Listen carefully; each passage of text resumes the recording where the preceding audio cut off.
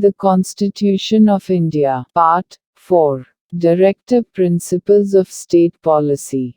Article 40. Organization of village panchayats. The state shall take steps to organize village panchayats, and endow them with such powers and authority as may be necessary to enable them to function as units of self-government.